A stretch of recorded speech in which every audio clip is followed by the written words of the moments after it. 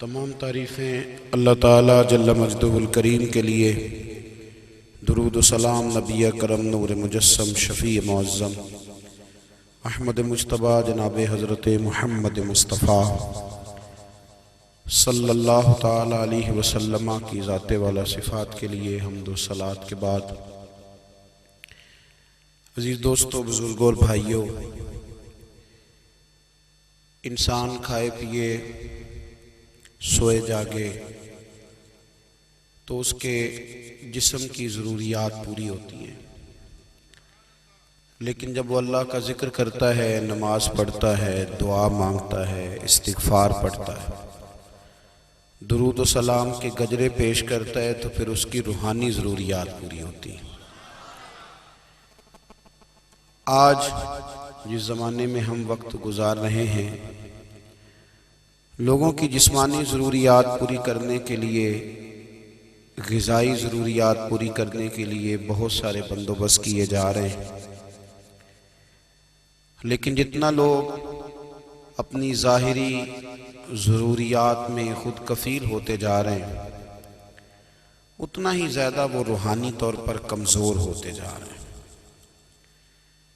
گھنٹوں بیٹھ کر گپ شپ کرنے والے لوگوں کے لیے تھوڑی دیر بھی ذکر الہی کرنا مشکل ہو جاتا ہے۔ لمبی چوڑی باتیں کرنے والے، لمبے چوڑے دلائل دینے والے لوگ اور سمجھدار لوگ اور سیانے لوگ عبادت کے معاملے میں سستی کرتے ہیں، عمل کے مسئلے میں کمزور ہو جاتے ہیں۔ تسبیحات کرنا، وظائف پڑھنا، درود و سلام پڑھنا، کم بولنا، سچی بات کرنا، صبر سے رہنا، شکر کو اپنانا، قناعت اختیار کرنا، حسد، بغض، عداوت سے بچنا، یہ لوگوں کے لیے مشکل ہو جاتا ہے۔ پھر اس کا نقصان یہ ہے کہ معاشرہ ایک عجیب سی بے سکونی اور بے قراری کا شکار ہے۔ جیب میں بہت زیادہ پیسے رکھنے والا، خوش شکل نظر آنے والا، پیٹ بھر کے روٹی کھانے والا شخص بھی ڈھونڈتا پھرتا ہے کہ آخر میں پریشان ہوں کیوں۔ آپ انسانیت کی تاریخ پڑھیں گے تو آپ کو معلوم ہوگا کہ انسان نے کبھی پتھر کی پوجا کی، کبھی معاذ اللہ چاند سورج کی، درختوں کی، بتوں کی پوجا کی۔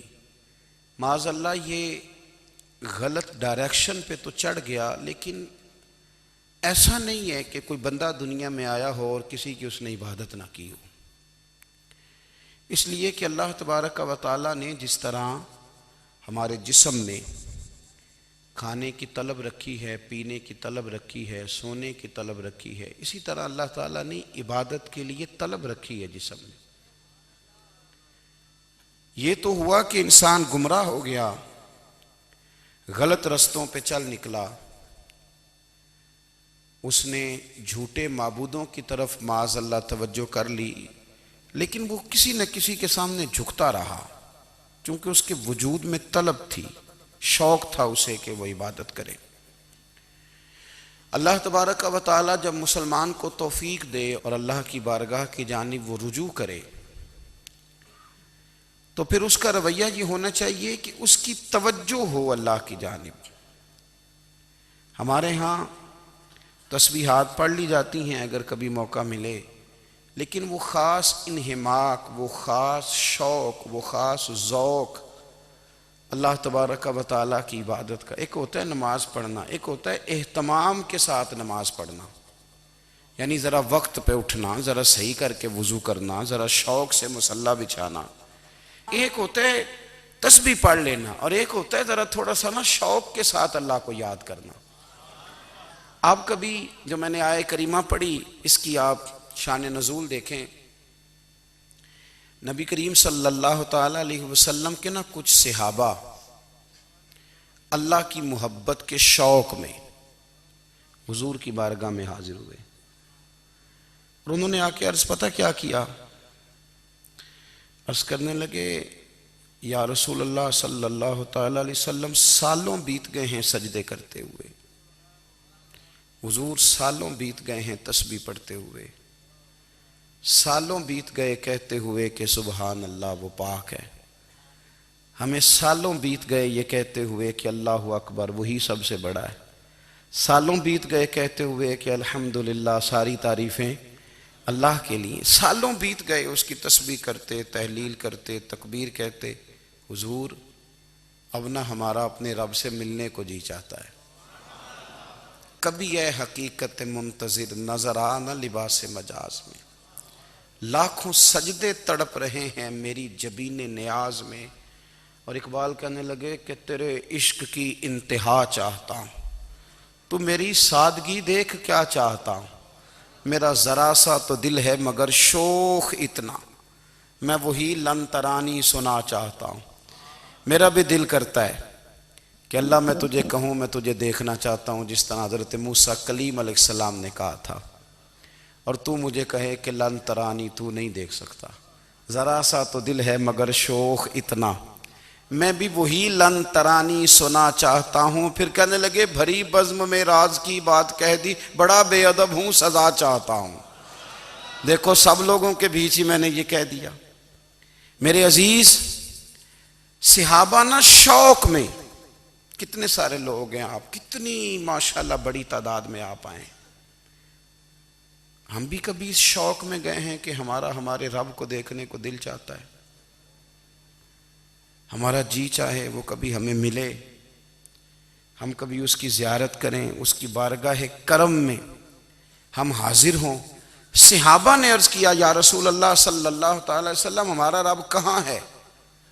ہمارا نا اپنے رب کو دیکھنے کو جی چاہتا ہے۔ جب صحابہ نے یہ عرض کیا تو اللہ نے قرآن مجید نازل کیا، فرمایا وَإِذَا سَأَلَكَ عِبَادِي أَنِّي فَإِنِّي قَرِيبٌ، محبوب جب میرے بندے آپ کی بارگاہ میں آ کے میرے بارے میں پوچھیں نا تو ان سے کہہ دینا میں ان کے قریب ہی ہوں، قریب ہی ہوں۔ دلیل کیا ہے؟ بھائی اذا دان، یہ جب بھی مجھ سے دعا مانگیں گے میں ان کی دعاؤں کو قبول فرماؤں گا، میں ان کے قریب ہوں، میں ان کے قریب ہوں۔ یہ جب بھی دعا مانگیں گے نا میں قبول کروں گا، میں ان کے قریب ہوں۔ اللہ تبارک و تعالیٰ کے بندے اللہ سے محبت کرتے، رب کی بارگاہ میں جھکتے، اس کو اپنے دکھ سناتے، اس کے پیارے محبوب صلی اللہ تعالیٰ علیہ وسلم کا وسیلہ لے کے اس کے حضور حاضر ہو جاتے، پیشانیاں سجدوں سے روشن ہوتی۔ ہم نا ہر چیز کے لیے وقت نکالتے ہیں، ہر چیز کے لیے، لیکن عبادت کے لیے وقت نہیں نکالتے۔ ہر شے آباد ہے، ہر شے، ہماری فیس بک بھی آباد ہے، واٹس ایپ بھی آباد ہے، ہمارے ٹویٹر بھی آباد ہیں، ہماری ہر چیز آباد ہے۔ سب سے کم آباد ہمارا مصلی رہ گیا ہے، سب سے کم۔ وہ لوگ اب ڈھونڈنے سے ملتے ہیں جن کی بغل میں مصلی ہوتا تھا۔ میرے بھائی آپ کتنا کو دنیا کے پیچھے بھاگو گے تھکا دے گی، کتنا دولت کے پیچھے بھاگو گے تھکا دے گی۔ آپ جب اپنی زندگی میں جمع تفریق کرو گے نا تو مرتے وقت احساس ہوگا کہ سارا کچھ تو لوگوں کے لیے کیا، اپنے لیے تو کر ہی کچھ نہیں سکے۔ اور ہم عبادت کے معاملے میں بہانے بازی بھی کرتے ہیں، ہم کہتے ہیں اوہو رزق کمانا بھی تو عبادت ہی ہے نا، تو میں حلال روزی کے لیے جا رہا ہوں یہ بھی تو عبادت ہے نا۔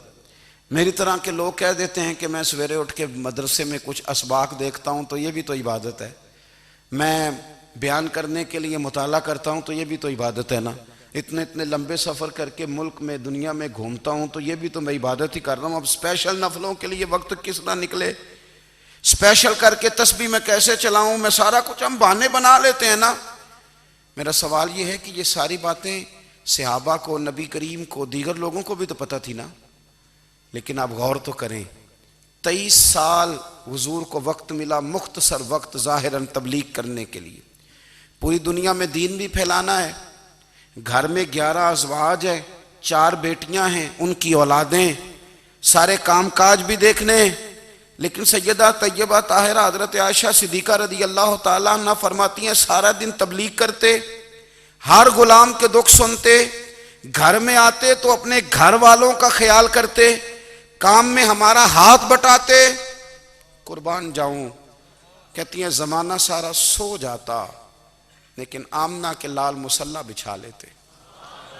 دنیا سو گئی ساری، سب سو گئے، جو خدام تھے، وہ جو غلام تھے، وہ سو گئے۔ صحیح مسلم میں لفظ ملیں گے، سیدہ پاک فرماتی ہیں او میرے نبی کے غلاموں، میں نے یہ رنگ بھی دیکھا ہے کہ حضور نے اتنا کھڑے رہے، اتنا قیام کیا، اتنا قیام کیا کہ مقدس پیروں میں ورم آ گئے، سوج گئے پیر، اتنے بڑے۔ دل پہ ہاتھ رکھ کے نہیں بتا سکتا کہ میرے کبھی نماز میں پیر سوج گئے ہوں، کوئی نہیں بتا سکتا۔ بچوں کی روٹی کماتے تھک گئے بات الگ ہے، ہم سیر کرنے گئے تو تھک گئے بات الگ ہے، لیکن عبادت میں یہ بھی تو مسلم شریف ہے نا، یہ بھی تو دین ہے نا، یہ بھی تو حضور کی سنت ہے، یہ بھی تو وہ چیز ہے جو کریم کی آنکھوں کی ٹھنڈک ہے۔ سیدہ فرماتی ہیں پیروں میں ورم آ گئے، اور ساری رات ہی حضور نے نماز پڑھی اور ایک ہی آیت بار بار دہرائی۔ مسجد نبوی میں بلال حبشی نے فجر کی اذان دے دی اور حضور ابھی مصلی پہ تھے، کریم فارغ ہوئے۔ میں نے عرض کی یا رسول اللہ صلی اللہ علیہ وسلم، آپ کے تو صدقے اللہ اگلے پچھلوں کے گناہ معاف کرے گا، تو آپ اتنی آہوزاری کیوں فرماتے ہیں؟ آپ تو شفیع ہیں، آپ تو انبیاء کے امام ہیں۔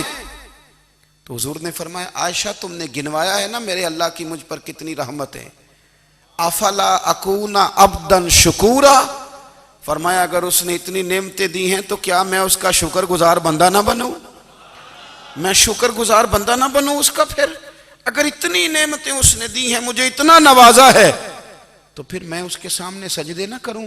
او میرے بھائی، بڑے قابل فخر لوگ ہیں ہم کہ ہم نبی پاک کے غلام ہیں، ہم قابل فخر ہیں کہ نبی کریم کے غلام ہیں۔ کیا کبھی اس غلامی کے شکرانے میں بھی 2 نفل پڑھے کہ یا اللہ تیرا شکر ہے تو نے ہمیں حضور کا غلام بنایا ہے؟ یاد رکھیں کہ اپنی روحانی زندگی کو آباد کریں، استغفار پڑھیں، تسبیحات کریں۔ حضرت عبداللہ ابن عمر رضی اللہ تعالیٰ عنہ حضرت عمر کے صاحبزادے، مکہ مکرمہ میں ان کی قبر ہے۔ میں نے جب انہیں پڑھا تو مجھے ان سے بڑا پیار ہو گیا، لیکن آپ کو پتہ ہے وہاں جا کے کسی شخص کا مزار تلاش کرنا یا پوچھنا ایک مشکل کام ہوتا ہے۔ تو ایک دفعہ میں مکہ شریف میں حاضر تھا، تو ایک گاڑی والا ڈرائیور مجھے کہنے لگا کہ مولانا میں آپ کو جانتا ہوں، مجھے آپ سے محبت ہے، ایک بات بتاؤں آپ کو؟ میں نے کہا بتاؤ۔ کہنے لگے حضرت عبداللہ ابن عمر کی قبر دیکھنی ہے۔ میں نے کہا یہ تو نہیں کہہ رہا، یہ کسی نے بندوبست کرایا ہے، یہ اللہ نے تیرے دل میں بات ڈالی ہے، یہ ہو گیا تو لے چل مجھے۔ حضرت عبداللہ ابن عمر کو نبی پاک نے فرمایا تھا راجل صالح، یہ نیک بندہ ہے، یہ متقی آدمی۔ حضرت عبداللہ ابن عمر رضی اللہ تعالیٰ عنہ سیدنا فاروق اعظم رضی اللہ تعالیٰ عنہ کے صاحبزادے ہیں، اور ان کی ہمشیرہ سیدہ حفصہ رضی اللہ تعالیٰ عنہ حضور کی زوجہ محترمہ ہیں۔ ایک دن اپنی ہمشیرہ سے کہنے لگے کہ نبی کریم صلی اللہ تعالیٰ علیہ وسلم گھر میں آئے نا، اور اگر حضور غم امت میں پریشان نہ ہوں، طبیعت کو حشاش بشاش دیکھو، تو ذرا پوچھنا تو صحیح حضور کا میرے بارے میں کیا خیال ہے، پوچھنا تو صحیح کہ کریم کی بارگاہ میں میرا کیا مقام ہے، میرے بارے میں حضور کیا فرماتے ہیں۔ اب بہن کو کام بتائے اور بتائے بھی بھائی، اور پھر بہن وہ کام نہ کرے، یہ تاریخ میں ہوتا نہیں۔ حضرت عمر فاروق رضی اللہ تعالیٰ عنہ کی صاحبزادی ام المومنین رضی اللہ تعالیٰ عنہ فرماتی ہیں کہ میں تو بس منتظر تھی، انہوں نے تو کہا تھا نا کہ اگر تم حشاش بشاش دیکھو تو بات کرنا، لیکن حضور تشریف لائے، میری باری تھی، میرے گھر تشریف لائے، کھانا پیش کیا تو فوراً میں نے عرض کی حضور ایک بات پوچھنی تھی۔ تو حضور نے فرمایا پوچھئے۔ میں نے عرض کی حضور میرے بھائی عبداللہ ابن عمر کے بارے میں آپ کا کیا خیال ہے؟ نوجوانوں میری بات پہ غور کرنا، میرے بھائی کے بارے میں آپ کا کیا خیال ہے؟ تو نبی کریم صلی اللہ تعالیٰ علیہ وآلہ وسلم نے میری طرف دیکھا، اور پھر حضور زیر لب تھوڑا مسکرائے، اور بریلی کے امام کہتے ہیں کہ حضور مسکرا دیتے تھے نا تو جو بڑا دکھی ہوتا تھا وہ بھی ہنس پڑتا تھا۔ اب سوال پیدا ہوتا تھا کہ پھر تو اس مسکراہٹ کے لیے انتظار کرنا پڑتا ہوگا کئی کئی مہینے کہ حضور مسکرائیں تو رونے والے ہنسیں، تو اعلیٰ حضرت فرماتے ہیں نہیں، انتظار نہیں کرنا پڑتا، یہ مسکراتے رہنا تو حضور کی عادت ہے۔ جس کی تسکین سے روتے ہوئے ہنس پڑے اس تبسم کی عادت پہ لاکھوں سلام۔ یعنی یہ تو عادت ہے حضور کی مسکراتے رہنا، اس کے لیے انتظار نہیں کرنا پڑتا۔ بھائیو آپ خیال رکھیں گے، غور کریں گے، حضرت عبداللہ ابن عمر رضی اللہ تعالیٰ عنہ کے بارے میں پوچھا تو سیدہ فرماتی ہیں کہ نبی کریم صلی اللہ تعالیٰ علیہ وسلم نہ زیر لب مسکرائے اور فرمایا حفصہ تیرا بھائی ہے تو اچھا، لیکن میں نے سنا ہے کہ عشاء کی نماز پڑھتا ہے تو فجر تک سویا ہی رہتا ہے۔ او نوجوانوں، 10 بجے تک سونے کی بات نہیں ہوئی، 9 بجے تک سونے کی بات نہیں ہوئی، 11 بجے اٹھنے کی بات نہیں۔ حضور فرمانے لگے میں نے سنا ہے کہ عشاء کی نماز پڑھ کے سو جاتا ہے اور فجر تک سویا ہی رہتا ہے، اسے چاہیے کہ تہجد کے وقت اٹھا کرے، اللہ کی بارگاہ میں حاضر ہوا کرے، آہوزاری کرے، سجدے کرے، عبادت کرے۔ اٹھتا ہے اور فجر میں جا کے اٹھتا ہے۔ حضرت جناب حفصہ رضی اللہ تعالیٰ عنہ کہتی ہے میں نے جناب عبداللہ ابن عمر کو پیغام دیا اور میں نے کہا میرے جوان بھائی سن، نبی پاک نے فرمایا ہے تو اچھا پر تہجد میں نہیں اٹھتا، نفل نہیں پڑھتا۔ او میری ملت کے جوانوں، مزہ نہیں آ جاتا جب ساری دنیا سوئی ہو، ساری دنیا، اور بستر بھی گرم ہو اور نیند بھی پورا غلبہ کر رہی ہو، اور اچانک گھنٹی بجے دماغ میں، آنکھ کھلے، گھڑی پہ نظر پڑے، 3:30 4 بجے کا پیغام گھڑی بتائے، اور کوئی چڑھتی جوانی والا اٹھ کے وضو کرے، اور جب وہ مصلی کھول کے بچھائے تو مدینے والے محبوب کہتے ہیں کہ ہر نماز پہ رب ثواب دیتا ہے، اور جو اٹھ کے تہجد کی نماز پڑھے اسے دیکھ کے تو رب مسکراتا ہے، جو اس کی شان کے لائق ہے، جو اس کی شان کے لائق، وہ مسکراتا ہے، خوش ہوتا ہے کہ میرا بندہ تہجد میں اٹھ گیا، وہ مسکراتا ہے۔ کاش ہماری صبحیں کبھی اپنے مالک کے نام ہو جائیں، کاش کے صبحیں۔ حضرت ابو الحسن رحمۃ اللہ تعالیٰ علیہ حضرت معاذ ابن جبل رضی اللہ تعالیٰ عنہ کے پاس بیٹھا کرتے تھے، فرماتے ہیں ان سے جو پیار بڑھا تو پھر میرا مصلی سے بھی بڑھ گیا۔ تابعی ہیں، فرماتے ہیں صحابی رسول سے محبت ہوئی تو ذکر سے بھی ہو گئی، پھر درود شریف سے بھی ہو گئی، محبت ان سے بڑھی تو پھر اللہ نے مسجد کا پیار بھی بڑھا دیا۔ آپ فرماتے ہیں کہ میری ہر وقت بھی یہ چاہتی تھی کہ بس اللہ اللہ کروں، بس اللہ اللہ کروں، بس نہ میں ذرا تھوڑی جان چھڑاؤں لوگوں سے، کوئی 10 منٹ ملے تو میں کچھ 4 نفل پڑھ لوں، میں تھوڑا سا نہ بچوں لوگوں سے، اور مجھے تسبیح ملے تو میں نہ کچھ 400-500 دفعہ استغفار پڑھوں، سبحان اللہ، الحمدللہ، اللہ اکبر، لا حول ولا قوت الا باللہ، میں نہ تسبیحات پڑھوں۔ فرماتے ہیں کہ بچے تھے گھر میں 6-7، غربت تھی، کام ملتا کوئی نہیں تھا، اور میں کام چور نہیں تھا، کام ڈھونڈتا تھا، پر اللہ کی قدرت کے کام نہیں ملتا تھا۔ فرماتے ہیں کہ میں نے ایک دن اپنی اہلیہ سے کہا کہ آج میں پھر جاتا ہوں کام ڈھونڈنے، تو میری بیوی بڑی فرما بردار تھی، پر اس دن نہ غربت کے ہاتھوں تنگ آ کے کہنے لگی آج نانا کوئی تو چیز لے کے آیا، تو مجھ سے بچوں کی بھوک نہیں دیکھی جاتی، یہ سب روگاں دا روگ محمد جس دا نام غریبی، کنڈ بلا کے لنگ جاندے نہیں دوست یار قریبی، تو آج نہ کچھ لے کے آیا تو میں بچے لے کے چلی جاؤں گی۔ شیخ فرماتے ہیں کہ میں بڑا پریشان گھر سے نکلا، پر میں نے صبح سے لے کے زور تک کام ڈھونڈا، کام ملا کوئی نہیں، تو میرے دل میں خیال آیا چلو کام نہیں ملتا تو اللہ اللہ تو کرے نا، چلو بندوں کی مزدوری نہیں ملتی تو رب کریم کی عبادت ہی کرتے ہیں۔ فرماتے ہیں کہ میں نے نا فرات کے پانی سے وضو کیا، نہر کے، شدید دھوپ تھی، ساتھ ریت تھی اور ریت تپ رہی تھی، میں نے اپنا رومال وہیں مصلی کے طور پر بچھا لیا، اور فرماتے ہیں کہ زور سے لے کر عصر تک نماز پڑھی، دھوپ بھی پورے زور پہ، پر میرے سجدے کا ذوق بھی پورے زور پہ۔ فرماتے ہیں سورج بھی چمک رہا ہے اور رب کی عبادت کا ذوق بھی پورے زور پہ، میں سجدہ کروں تو پھر میرا اٹھانے کو جی نہ چاہے، میرے استاد لکھا کرتے تھے، یہ ان کا شعر ہے، وہ کہا کرتے تھے مجھے سوز دے، مجھے ساز دے، اور مجھے نیم شب کا نیاز دے، دم سجدہ خود کو میں توڑ دوں، مجھے ایسا ذوق نماز دے، اور میں تیری بہار کا پھول ہوں، میں کھلا بھی ہوں تو تیرے لیے، مجھے میری شاخ سے توڑ لے، مجھے اپنی زلف کا ناز دے۔ بھائی فرماتے ہیں کہ عصر تک میں نے نفل پڑھے، دل ڈھلنے لگا، عصر کی نماز پڑھی اور میں وہاں سے چلا۔ اب میں جب نکلنے لگا تو دل میں خیال آیا کہ چھوٹی چھوٹی دیواریں ہیں گھر کی، بغیر کچھ لیے جاؤں گا تو بیوی دور سے دیکھے گی تو شور کرے گی کہ پھر خالی ہاتھ آ گیا ہے۔ کہتے میں نے اپنے اسی رومال میں جس پہ میں نے نماز پڑھی تھی نا، رومال میں کی آخی دے پنجابی صافہ کہتے ہیں، اسی میں نا میں نے کچھ ریت بھر لی کہ وہ دور سے دیکھے گی تو سمجھے گی کچھ لے کے آیا ہے، چلو جا کے اسے بتا دوں گا کہ آج پھر مزدوری نہیں ملی۔ کہتے ہیں وہ ریت لے کر جب میں گھر میں گیا تو پہلے بیوی دروازے پہ کھڑی ہوتی تھی، پوچھتی تھی خالی ہاتھ آ گئے ہو؟ آج میں نے دیکھا تو ہے ہی کوئی نہیں۔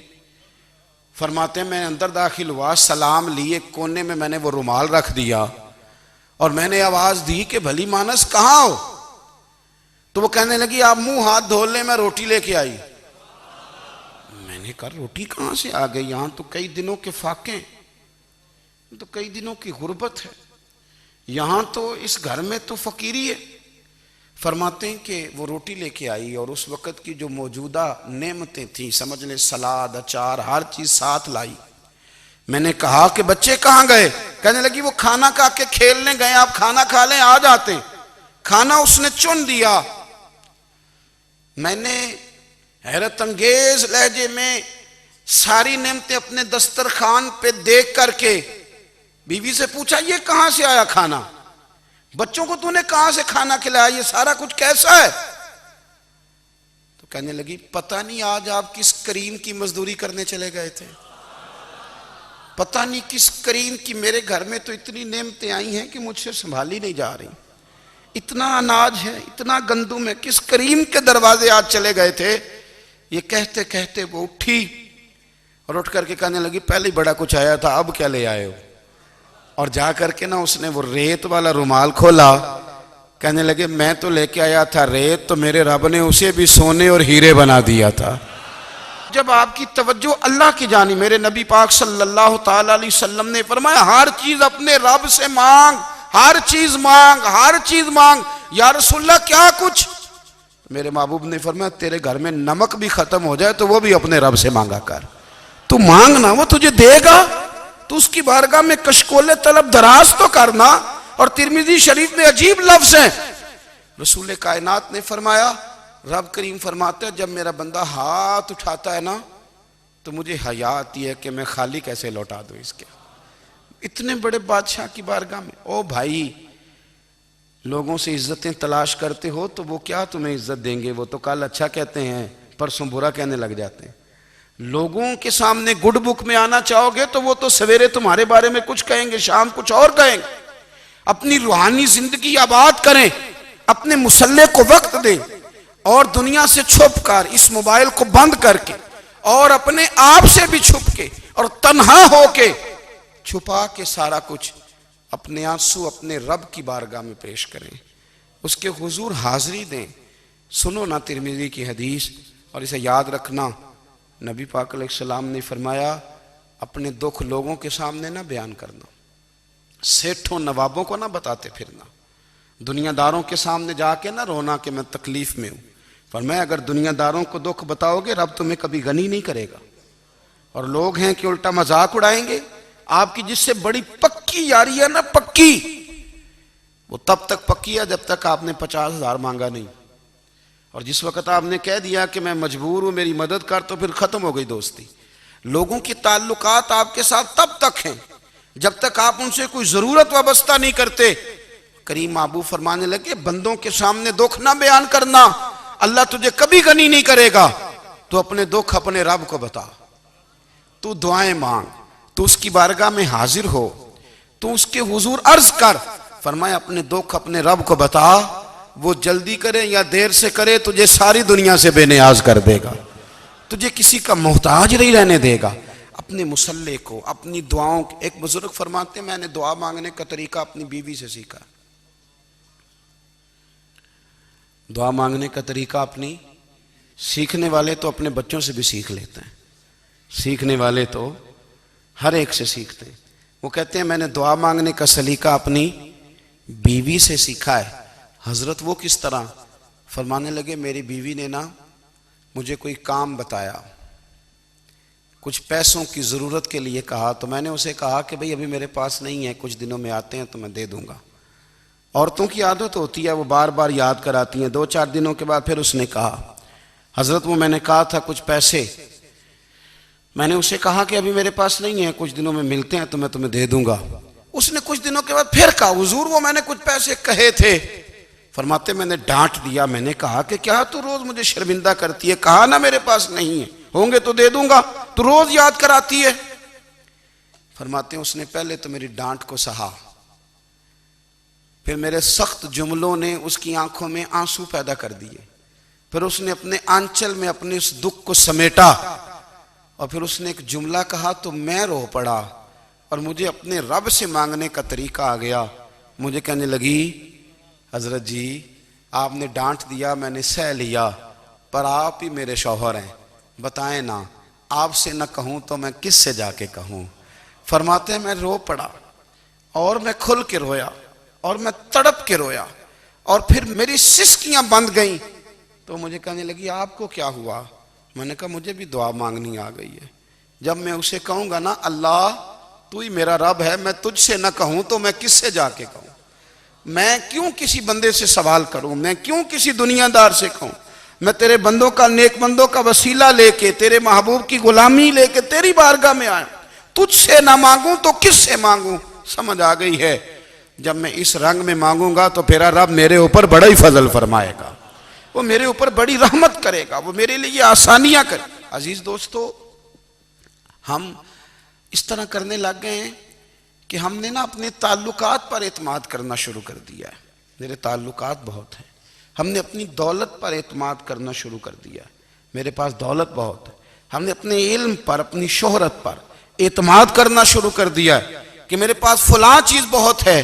یاد رکھنا جب بے نیاز اپنی صفت بے نیازی دکھاتا ہے تو بڑی بڑی دولتوں والے مجبور نظر آتے ہیں. بھائیو جب انسان کا رشتہ اپنے مالک کے ساتھ ہوتا ہے پھر تو غم بھی کچھ نہیں کہتے، پریشانیاں بھی کچھ نہیں کہتی، پھر تو زندگی صبر والی، پھر تو زندگی توکل والی، پھر تو زندگی بھروسے والی. پھر انسان اپنے آپ کو رسوا نہیں کرتا، دنیا داروں سے امیدیں اس کی ختم ہو جاتی، امیدیں اللہ رسول سے لگا لیتا ہے، مضبوط ہو جاتا ہے، مضبوط، طاقتور ہو جاتا ہے، خوددار ہو جاتا ہے، باوقار باعزت ہو جاتا ہے. حضرت بہلول دانا رحمت اللہ علیہ بیٹھے تھے تو ہارون رشید حج کر کے آ رہا تھا، تو رستے میں حضرت شیخ سے ملاقات ہو گئی تو السلام علیکم کے بعد کہنے لگا حضور کوئی حکم ہو تو بتائیے گا. تو حضرت بہلول دانا فرمانے لگے تیرا رب کون ہے؟ اس نے کہا اللہ. تو فرمایا میرا کون ہے؟ کہا اللہ. فرمانے لگے تو بڑا ہی بیوقوف ہے، کیا تو یہ سمجھتا ہے کہ رب ہارون رشید کو تو دے گا اور بہلول دانا کو بھول جائے گا؟ تیرا بھی وہی رب ہے، میرا بھی وہی رب ہے. اس نے اگر تجھے دے کے آزمایا ہے تو ہو سکتا ہے مجھے نہ دے کے آزما رہا ہو. جب اس کی حکمت کے تقاضے ہوں گے تو عطا کرے گا اور دے گا. تو جا اپنا کام کر. بھائی اپنی روحانی زندگی، اپنی عبادات، اپنے وظائف، اپنے روزمرہ کے معاملات، اپنی دعائیں، اپنا استغفار. دیکھو کوئی مشکل کام تو نہیں 2 رکوع ہیں سورہ واقعہ کہ اگر رات کو پڑھ لی جائے تو. میں کس طرح یہ بات بیان کروں کہ تعویذ بانٹنا آسان ہے اور وظیفہ بتانا مشکل ہے. سارا دن تعویذ بانٹیں تو لوگ لینے کو تیار ہیں، اور اگر آپ وظیفہ بتائیں تو کہتے ہیں تو مشکل کام ہے. او خدا کے بندے، اگر آپ کا تعلق قرآن پاک کے ساتھ مضبوط ہو، قرآن پاک کے ساتھ اگر آپ کا رشتہ ہو، لوگ سفارشیں ڈھونڈتے ہیں نا دنیا میں، کوئی تعلق مل جائے تو میرا کام ہو جائے. دنیا میں اتنا مشکل معاملہ ہے، آخرت میں مجھے بتائیے گا کتنا مشکل معاملہ ہوگا. میرے نبی پاک صلی اللہ تعالیٰ علیہ وسلم نے فرمایا جو لوگ سورہ ملک پڑھا کرتے تھے نا، سورہ ملک، یہ سورت ملک قیامت میں ان کی سفارش کرے گی. اور اس طرح کرے گی کہ کہے گی اے اللہ یہاں اس بندے کو جنت میں داخل کر دے یا مجھے قرآن پاک سے علیحدہ کر دے، تو رب فرمائے گا جا اس کا دامن تھام کے اسے جنت تک پہنچایا۔ آپ بات کو سمجھیں، جب آپ کے تعلقات اپنے معاملات کے ساتھ مضبوط ہوں گے، یہ نبی کریم نے وعدہ کیا ہے کہ تو سورۃ واقعہ پڑھ تیرے گھر میں فاقہ نہیں آئے گا۔ حضرت عبداللہ ابن مسعود رضی اللہ تعالیٰ عنہ بیمار تھے تو حضرت عثمان غنی رضی اللہ تعالیٰ عنہ تیمارداری کے لیے تشریف لے گئے اور جا کر کے کہا کہ آپ بڑے بیمار ہیں، آپ کی بیٹیاں زیادہ ہیں، میں چاہتا ہوں کہ خزانے میں سے کچھ مدد کروں۔ تو سیدنا عبداللہ ابن مسعود رضی اللہ تعالیٰ عنہ اٹھ کے بیٹھ گئے اور کہنے لگے امیر المومنین، اللہ آپ کو میری طرف سے میری بیٹیوں کی طرف سے بہتر صلہ دے، میری بیٹیوں کو کسی خزانے کی ضرورت نہیں، میں نے انہیں خزانہ دے دیا ہے۔ کہا جناب آپ نے کون سا خزانہ دیا ہے، میں آپ کے مالی معاملات کو جانتا ہوں۔ تو فرمانے لگے امیر المومنین، میرے نبی کریم نے فرمایا ہے جو سورۃ واقعہ پڑھے اسے کبھی فاقہ نہیں آتا، میں نے بیٹیوں کو یاد کرا دی ہے، یہ خزانہ میں نے انہیں دے دیا ہے۔ وہ سارے والدین سنیں جو بیٹیوں کے لیے پریشان رہتے ہیں۔ حضرت عبداللہ ابن مسعود نصیحت کر رہے ہیں، فرمانے لگے میں نے سورۃ واقعہ یاد بھی کرا دی ہے، پڑھنے کی عادت بھی ڈال دی ہے۔ حضور نے فرمایا ہے جو سورۃ واقعہ پڑھے اسے فاقہ نہیں آتا۔ کہنے لگے چاند تو اپنی جگہ چھوڑ سکتا ہے، سورج گر سکتا ہے، تارے ٹوٹ سکتے ہیں، پر مدینے والے رسول کی بات غلط نہیں ہو سکتی۔ حضور نے فرمایا فاقہ نہیں آئے گا تو انشاءاللہ کبھی بھی نہیں آئے گا۔ کرنے کا کام یہ ہے کہ ہم اپنے معاملات، اپنی عبادات، اپنی دعائیں کبھی 10 منٹ عادت ہو جائے نا دعا مانگنے کی علیحدہ سے رات کو۔ حضور نے فرمایا جو فرض نماز کے بعد دعا مانگے اللہ اس کی قبول کر لیتا ہے۔ نبی پاک صلی اللہ تعالیٰ علیہ وسلم نے فرمایا اللہ مسافر کی دعا قبول فرماتا ہے۔ حضور نے فرمایا اللہ مظلوم کی دعا قبول فرماتا ہے۔ حضور نے فرمایا بیمار سے دعا کراؤ اللہ اس کی دعا قبول فرماتا ہے۔ میرے نبی پاک نے فرمایا ماں باپ جب بھی اولاد کے لیے ہاتھ اٹھائیں، ویسے تے بلے شاہ تو آسمانی اڈدیاں ہی پھڑ دیں، جڑا گھر بیٹھا انہوں بڑھیا ہی نہیں۔ حضور فرمانے لگے ماں باپ جب بھی اولاد کے لیے دعا فرمائیں اللہ ان کی دعا کو قبول کرتا ہے۔ آپ اپنا تعلق بنائیں، دعا کے ساتھ، عبادت کے ساتھ، مصلی کے ساتھ رشتہ بنائیں، استغفار پڑھیں۔ صلاح الدین ایوبی صلیبی جنگوں میں تھے،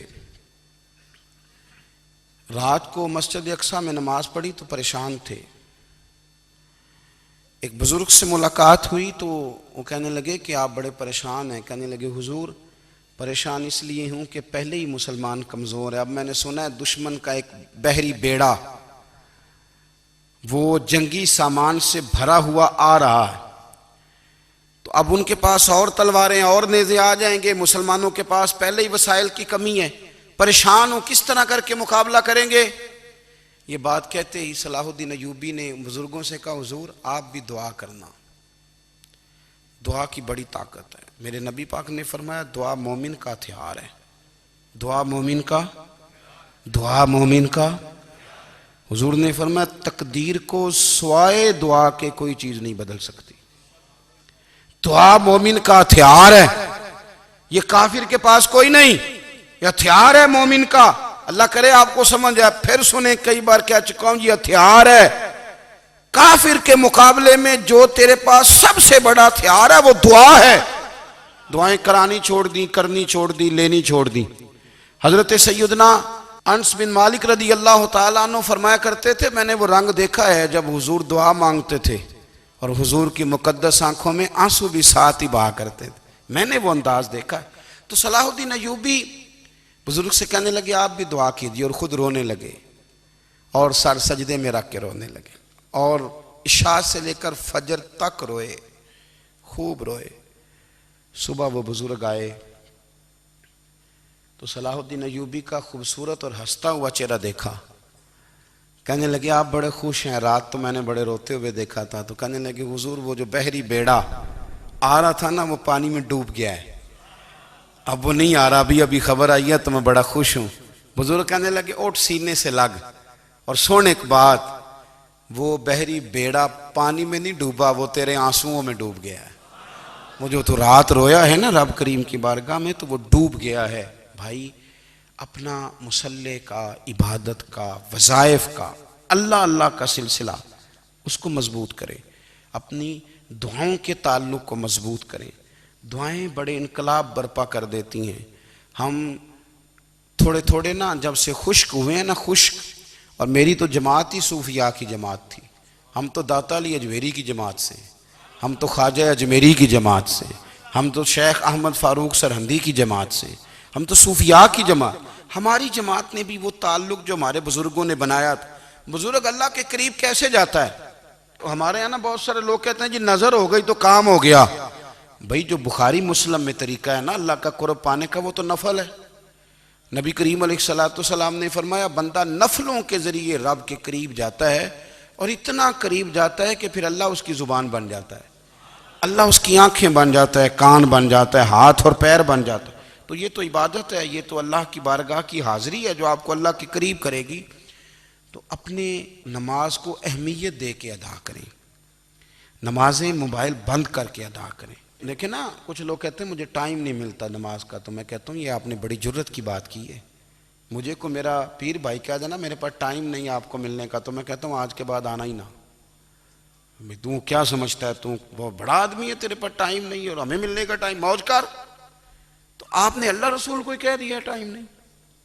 اور عجیب فلسفہ ہے نا، کہا جائے نماز پڑھنے آؤ تو کہتے ہیں کپڑے ٹھیک نہیں، اور کہا جائے کہ آؤ ذرا دعوت پہ چلیں تو کہتے ہیں 1 منٹ ٹھہر میں کپڑے بدل کے آیا۔ نماز کے لیے کہا تو کہتا ٹھیک نہیں، دعوت کے لیے کہا تو کہتا میں ذرا تیاری کر لوں، یوں جانا مناسب نہیں۔